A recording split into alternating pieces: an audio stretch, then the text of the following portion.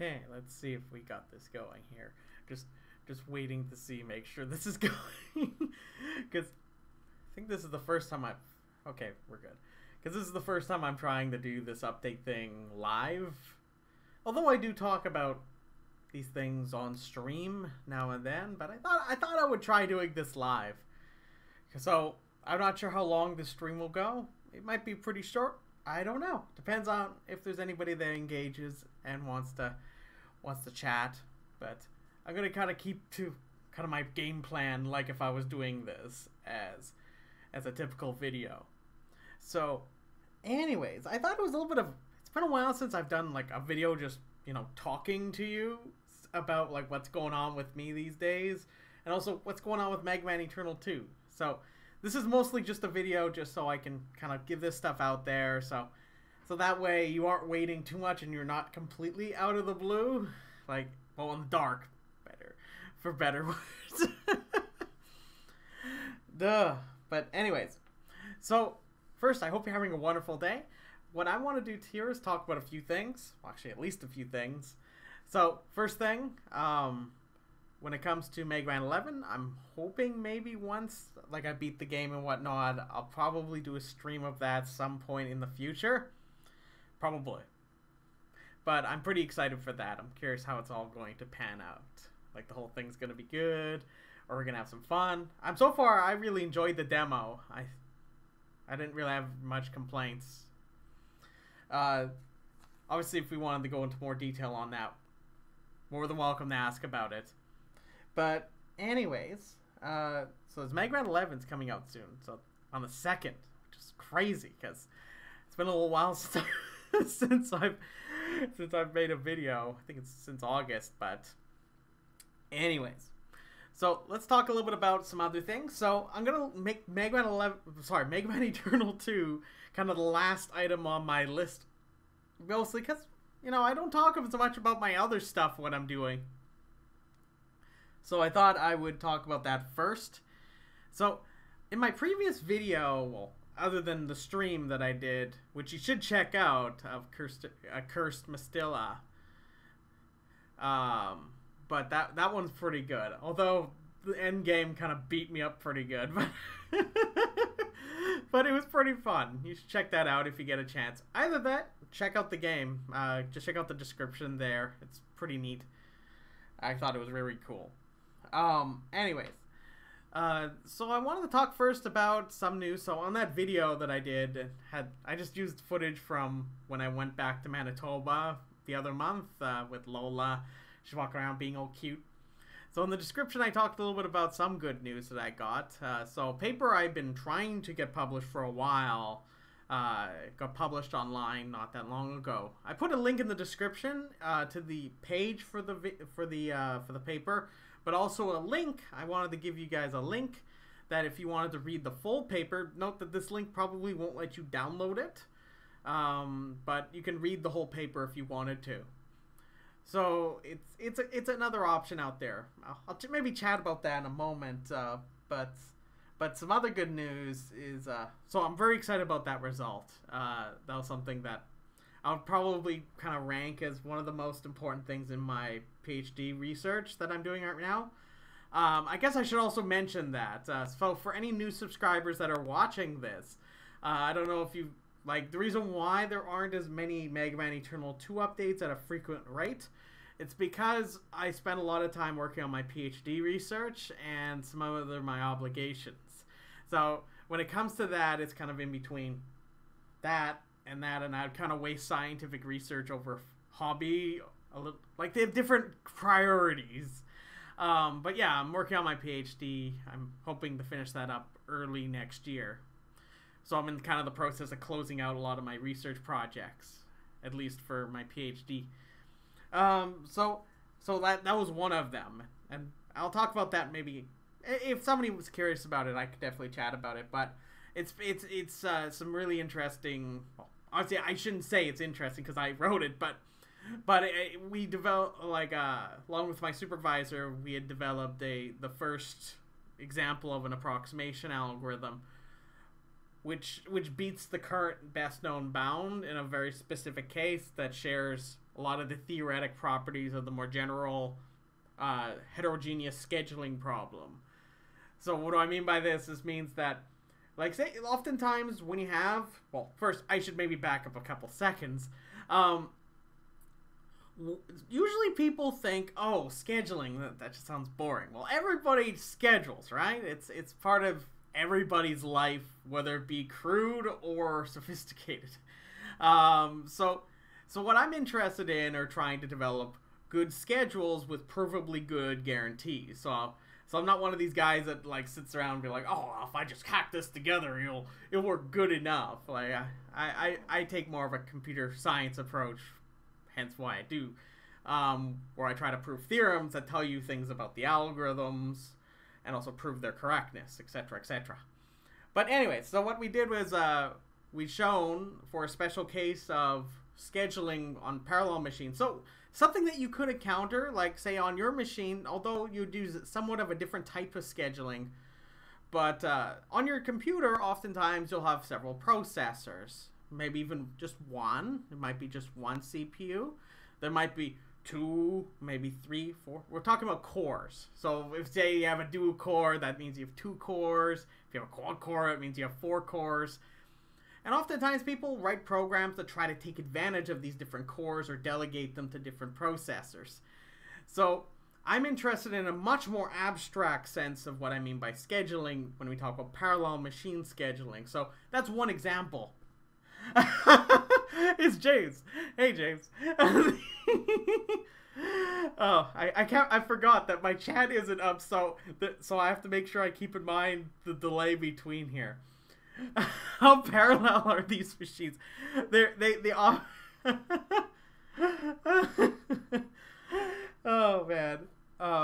So we're using parallel in the sense that they run independent of one another. So if I have 8 gigabytes of RAM. Hey James. Hopefully your foot's doing all right. I just lost my track. This is awesome. So for these parallel machines, they operate independently of one another, but you put jobs on them and they can't execute the next task until the previous one finishes. And the idea is you want to put all the jobs on. I love these questions, James. What's the computer? These are very good questions, actually. I like these questions because, of course, we could be talking at a much more broader concept and level on this whole thing. I'm trying to keep it simple, James. So, on what I wanted to get to. So you can think of machines and jobs getting processed in a much more abstract sense. These could be like tangible machines that are bigger than me in a big production plant. These could be people working in a building and you have to schedule the tasks for them. It's a model of scheduling, and the idea is that you have these machines operate in parallel, and the idea is you're given a bunch of jobs and I'm having way too much fun with this. You crack me up, James.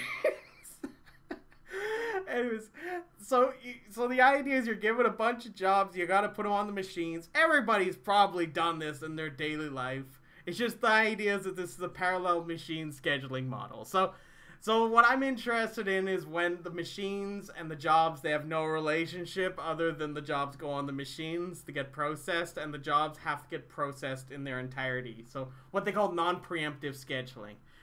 Preemptive scheduling is what oftentimes you may run into on your computing system unless it's like a vital task that must be executed in its whole entirety. So that's what they call preemptive scheduling, where you can pause a job and continue executing it, possibly on another machine, but usually you pause it to give turns. Yes, you do, James. Yes, you crack me up like my cracked phone. I agree. This is what I needed. This is what's the fun of doing this live. But yeah, so this in this paper we give the first example of an approximation algorithm that beats the current best one, provably in a special case where it still has the same theoretic properties of being inapproximable within a given ratio that matches that one. At least as far as we know, because the way it works is that and this is the way I usually like to do it in my talks, if I can, we got kind of this gap in our knowledge of how good we can approximate good schedules. And a lot of these, and people are like, oh, well, why is scheduling interesting? Because a lot of problems are secretly scheduling problems. You just don't know it yet. Kind of like how when somebody will tell you, oh, well, especially if you're more the keen type, they'll tell you, oh, well, because the problem, like, you just don't know that you're just actually just looking at a graph problem. You just model as a graph. Same idea, just scheduling is another kind of graph theoretic type problem. Just, it depends on what you're looking at. But the whole point I want to get is what made it interesting is that currently the most general bounds we know on how good we can schedule in this purely heterogeneous parallel environment is within, like, it's twice the optimal schedule, but otherwise we have this inapproximable bound of like 1.5 times the optimal schedule, and people don't know why this exists. So a lot of my research involves trying to like figure out what's going on in between there. And we gave the first example when the parallel machines have different speeds, that where you can actually do better than 2, which when it still has this gap persisting, which is it's kind of cool. But I put a link in the description.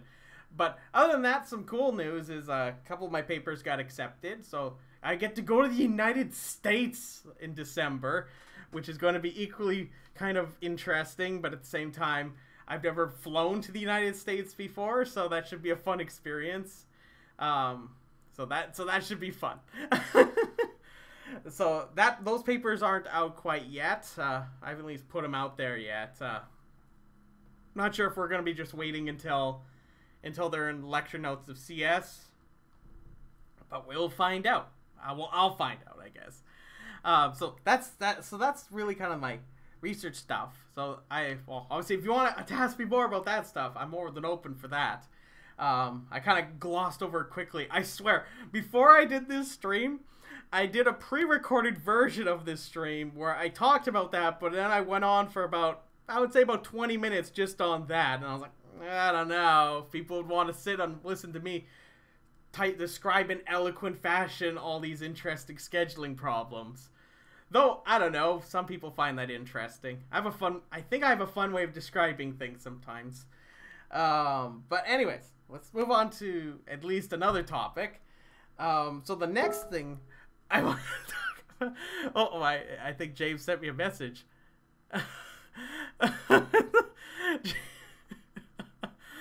So James sent me a message on Google Hangouts. He told me my phone is literally stuck on the live video. I can't make you go away. Well, that's beautiful. That is absolutely beautiful. See the phones know where it's at. All right, it's totally not. It's just that the phone is acting funky. It just wants to watch the stream. That's how this works. So next thing, I hate talking about myself, but I want to let you know about this stuff because obviously I don't talk about it that much on this channel, and usually people ask me, well, when is the game coming out? It's like, it's because different priorities weigh themselves differently, and at the same time, I'm working on it. It's just slower right now. But it's coming along, and we'll talk about that in a moment, actually.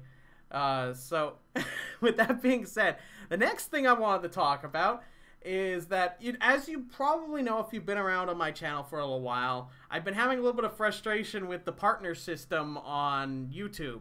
Because I used to be a YouTube I think I might be. I don't know. They just took away my monetization maybe about when they took that next wave where they knocked out a whole bunch of people for the partner status for monetization. Because I was a partner for a good while. And just the problem is that because I got busy, I stopped making as frequent videos, and the videos I tended to make are very short.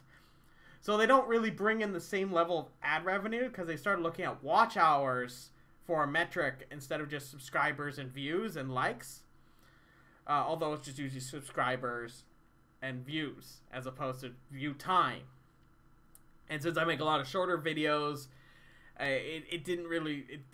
so they took it away for a bit until whatever happens.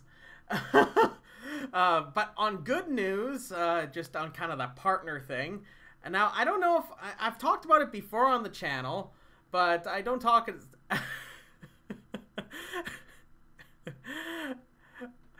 Apparently, James can't type on the YouTube chat anymore. Might have to smother my phone to death.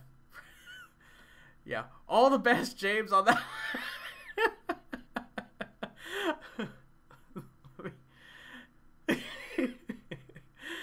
The evening snooze, man. But anyways... So, I haven't talked... I don't think I've talked that much about it on this channel, but I also have... Yes, Blue Bomber. I'm going to be talking about Mega Man Eternal 2 in just a little moment. Just a couple of things I want to get through first, but that's the last thing I'm going to talk about in this video. And I'm going to talk about a couple of things, and I'll show a couple of things. Not video form, but I'll be talking about some of the things that are going to be coming out soon for videos. So, just hold on tight. I'm getting there. I promise it'll be kind of cool. So, I do have a Quora page. I put a link in the description if you want to check that out. It's really odd because despite the fact that I really like using YouTube to give all my information, like, well, not all my information, you know what I mean, like putting Mega Man Eternal 2 videos out, making videos that share things with you guys. Quora, surprisingly, I get a considerable amount of traffic through Quora, but not through like my YouTube stuff. They tend to be pretty compartmentalized apart. I was curious a bit more on trying to bring that stuff together, maybe put some more like blog posts and things like that involving Mega Man Eternal 2 there. I don't know if that would interest anybody, but I could do that as well. So for example, if people want to see updates over there as well, I could always do that. But mostly I answer theoretical computer science and general science questions and a lot of mathematics questions on Quora and some random stuff. I tend to have a lot of fun with Quora. But that's not really the news. The news is that I was invited into the partner program for Quora, which is actually kind of interesting because I never knew they had a partner program. So I've joined that. I don't know how well that's going to work out. I think I've made like 11 cents so far. I don't know how that's going to work out, but we'll see how that works. They give you money for asking questions, and because Quora is a place where people ask a lot of questions and incredibly mundane and silly questions a lot of the time, it's kind of hard to come up with new questions because you got to think of a question that first means something, but also it'll garner traffic. So yeah, so I took on that as well, so that's kind of fun. But check out my page. I put a lot of fun, insightful stuff there. I think, at least I think it's kind of insightful. I tend to answer a lot of questions. You might find a lot of my answers on my Quora page pretty interesting if you're a computer science major, especially if you're into like algorithm designs and things like that. I tend to answer a lot of general algorithm questions there. But yeah, so there's that. That's kind of cool. That happened very recently. I'm actually really close to 1 million answer views on Quora, which is quite spooky for me because that's creeping up pretty quick.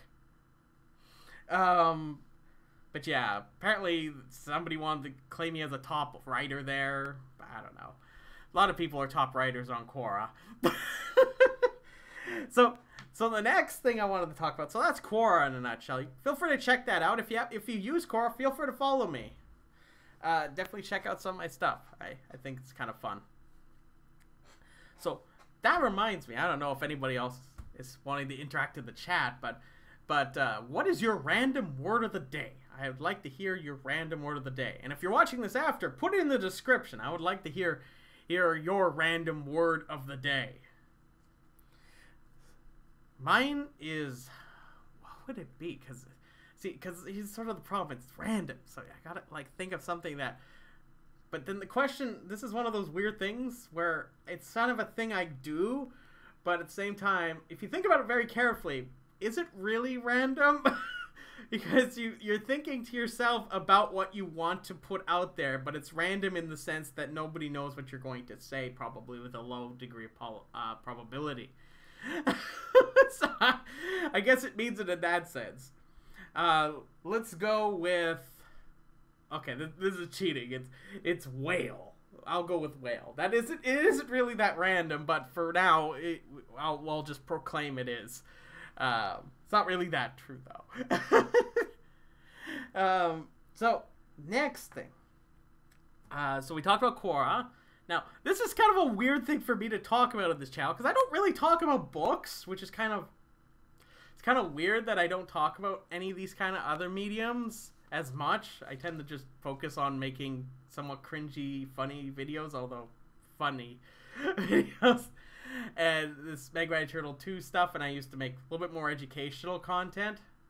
By the way, if anybody's ever interested in me doing a bit more of that, I would happily do more of that if I have time. But sort of an aside, I don't usually talk politics on this channel. And it's not, I wouldn't call this necessarily a political thing. But it's definitely something that is of general concern for me, as somebody that has been in the academic environment for a while, has taught and does research stuff and whatnot, and has dealt and seen a lot of this kind of stuff. A random fact, I don't know if you remember, if somebody who's watching this that's been a long-time subscriber, I don't know if you might remember this. This is generally around the issue of political correctness. I don't know if anybody ever remembered the controversy around Yale with the Halloween costume thing. Actually, the thing that got me a copyright strike on this channel when I first lost my monetization, then I got it back after the penalty, was because I mirrored some content that Yale's like undergraduate, like you know, journal, like where they write pieces, like student newspaper, I think. Yeah, Yale Daily News, I think, was the... I put out, I edited out some of the snippets from some of the content they put out about the Yale protests involving this Halloween costume. And I put them in a nice, concise thing with a couple of the clips.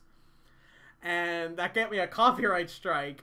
And the bizarre thing that happened with that is actually that video went viral and actually helped popularize the whole Yale thing. The Yale controversy involving the Halloween costume, because apparently it apparently went crazy, like viral on Reddit at some point. I don't really use my Reddit very much, but apparently that was a thing. But my point is that I'm very concerned about these things in general in academia, but also in general society, and how companies have been dealing with this kind of thing. And a lot of it boils around how social media has been affecting people, but also how the nature basically when you optimize a system of something like a company or a university to do certain things, sometimes it loses the larger picture of some other facets of that. Now, I'm not going to talk too much about that, but I want to talk about this book briefly. I got this book actually not that long ago. Actually came in the mail just the other day. The Coddling of the American Mind by Greg Lukianoff and Jonathan Haidt. I've been reading this one so far. I think I'm on the second chapter so far. I'm enjoying it so far. So far, I can recommend it. I'm having a good time reading it. I'm enjoying a lot the writing style in this. So, just to give you a little bit of insight into like what this is about, because this isn't like slamming young people. This is not about. This book is not about that. Despite the name sounding like it's like being antagonistic in that sense, it's not about that. It's how, like, say the generation that maybe I was or kind of on the borderline of, because I was born late 80s. This is more applicable to kids that were raised, say, in the 90s, but born in the 90s, usually around 93, 94. But the thing is, around there are a lot of things that started happening in universities and general society that affected things, and why we've seen a lot of the things happening now. The second kind of this resurgence of political correctness from the early 90s. So they look at it in a little bit of a... They take a different angle on this one. And in particular, they look at how certain things have affected society. One thing I thought was kind of fun, in the first chapter, they talk a little bit about peanut allergies.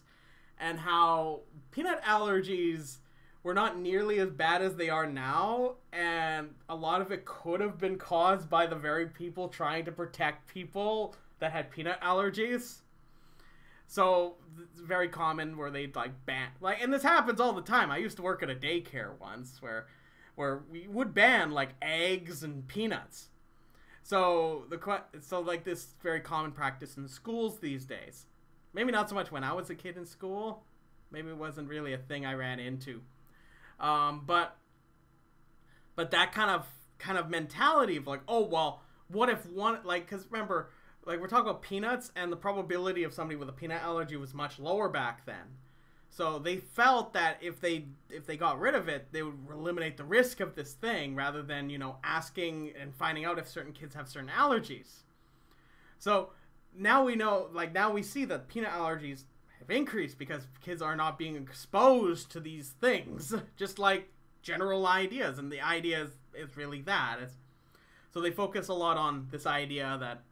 Actually, they focus on trying to debunk or focus on 3 great untruths. This is what they call them in the book. And I made notes for myself just to make sure I got them right. So they tackle 3 great untruths. So these are ideas that have like good intentions, but they tend to play out really poorly in practice, or they have kind of fudged it. So here's the 3 bad ideas. What doesn't kill you makes you weaker. So that's one. So that's idea number 1. Idea 2 is always trust your feelings. So anybody that... I've personally encountered this considerably, including in the Mega Man fandom, where you always trust your feelings, you never look things up, you never check them, right? Like, that has happened to me firsthand. But I've also seen it happen to other people. But that's just one example. Actually, the third one also applies to that, but let's not talk too much about that. But the third one is, life is a battle between good people and versus evil people. So this idea that, oh, like, if you don't agree with someone, it's like what they would, in the book, they call it binary thinking. Like, not to be confused with things that are legitimately binary, but they call it binary thinking in the sense that it's it's like when you deal with nuanced topics, the way it works is normally when you have a discussion with somebody you disagree with, you should be charitable to the other person. Like, you shouldn't assume the very worst situation. You should try to talk to them about it and try to understand what they're going for before you start assuming things. And you start labeling, and even then, a lot of the time when you make the strategy of, oh, this person is a blankist, without having a good argument for it, you've immediately lost, because you totally discredited what the other person was saying, right? Like, that's one example. This happens quite often. It's very unfortunate. But no, they talk about the effects of things like social media, and these 3, and other things, and this gives a lot of advice for parents. And in fact, the thing they recommend is that if you get this book, give it to a principal, give it to a college administrator, give it to university dean, give it to somebody that will, so they understand that this is a complicated issue. But the thing is, you do not want to subscribe to any one of the 3 great untruths, because any one of them can lead you down the road of insufficiently preparing a generation of children.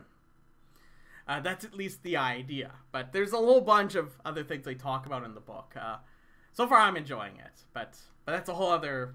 Like, I would say, I'll maybe make a full discussion on it maybe later when I finish it. But so far, I'm enjoying the book. That's the point. But there's a lot of other things that are in the book as well. But it covers on these 3 great untruths and kind of how it connects all together with what we're seeing today.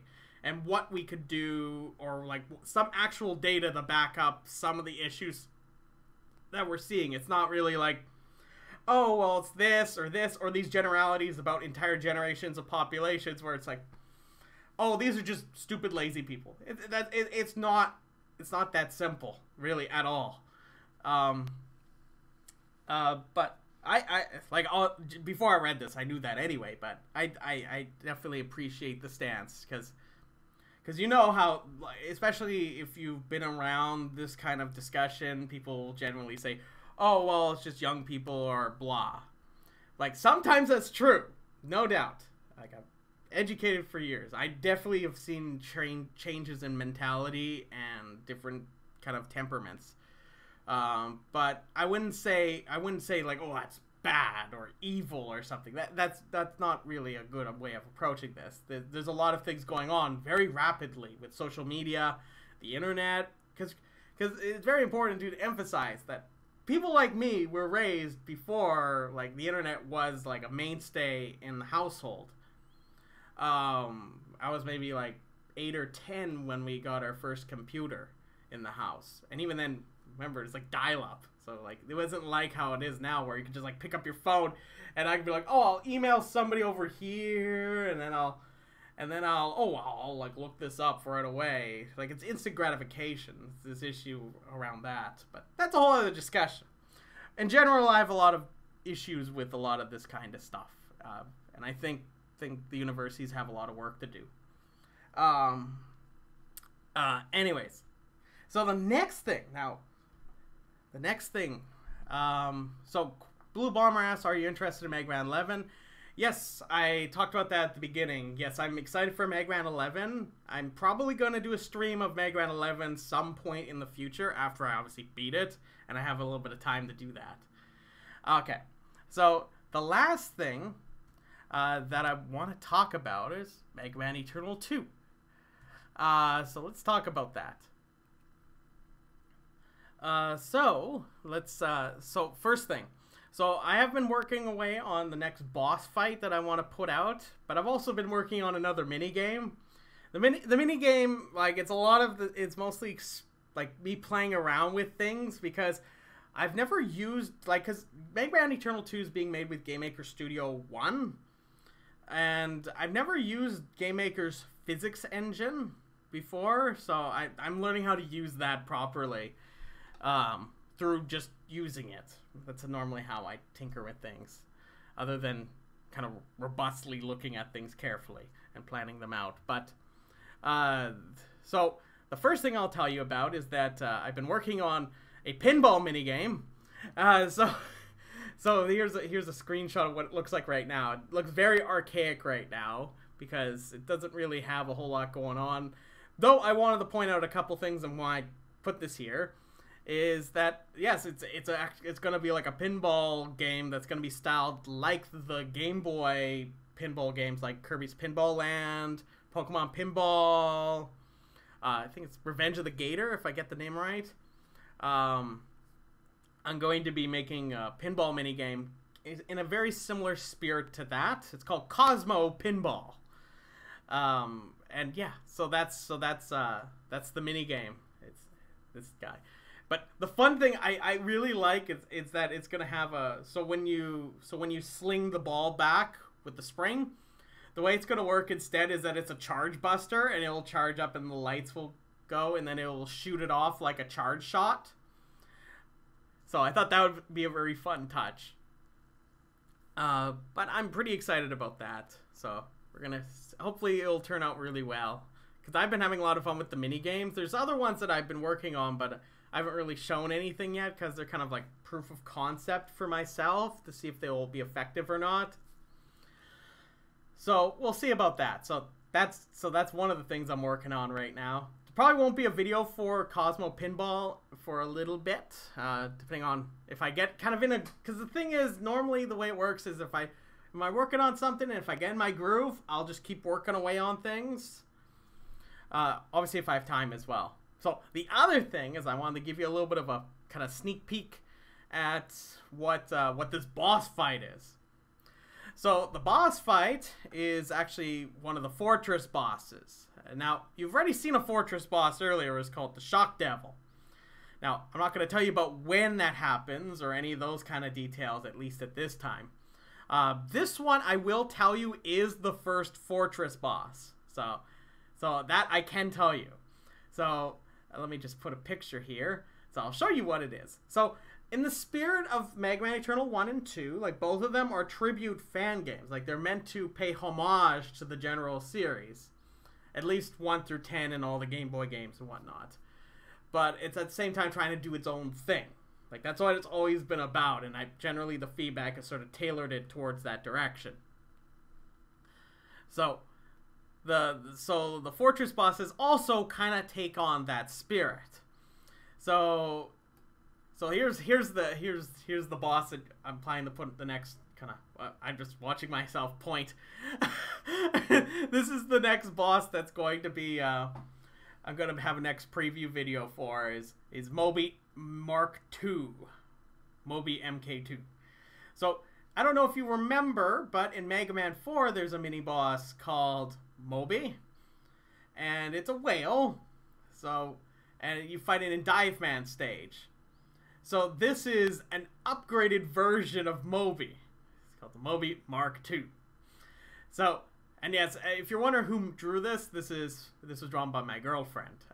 She insisted on coloring it. I only needed the silhouette version, but I wanted to show it off at some point. Because when I actually put out the preview thing, it won't be the silhouetted version. Kind of like how the Shock Devils one is silhouetted. Because I want to keep things kind of... I don't want to be too overly out there with all the designs. But yeah, so this is Moby M Mark II. Sorry, Moby... I'm used to saying Moby MK2, but it's Moby Mark II. But yeah, so this is the Fortress boss that you should be expecting a video of some point in the near future. Probably in a couple, like 2 to 3 weeks, I would imagine. Maybe even sooner than that. Just gonna have some water here. But yeah, that's Moby Mark II. So if you want to see what a screenshot of this looks like... Whoops, that's pinball. So here's a screenshot of what this looks like in this battle chamber so far. So yeah, so I'll tell you a little bit about what this battle is like. It is in fact a scrolling fight. So the way it works is that Moby is moving away from you, and the screen is thus moving... it's moving, so you have to keep up with Moby. Now, right now at least, if you don't keep up with Moby, he fires the missiles at you that come out of the bridge there. So when you fight this guy, you're gonna obviously aim for the eye, well, eyes, but yeah, it's an underwater fight. This takes place in the first Fortress stage, which is, I can't remember the finalized name, but basically it happens in the cooling station of the Fortress. Now, the question is, why is there a cooling station in the Fortress? That will be something that you'll find out eventually. But yeah, so this is Moby Mark II. So hopefully I'll have the boss fight video together some point very soon. I was hoping to get it done before Mega Man 11 came out so I could put this out with the release date of that. But things got a little distracting with some of my research stuff. So, but yeah, that's Moby Mark II. So those are the two things I want to talk about with Mega Man Eternal 2. But yeah, there you go. There's some fun updates for you. So I don't see any other questions. I think I've covered everything. I think that's everything I got. So that being said, I want to say thank you for watching. I know I'm just trying this to do something a little bit different, because sometimes when I pre-record things, it isn't as natural for me. I prefer talking in front of people, like actual people.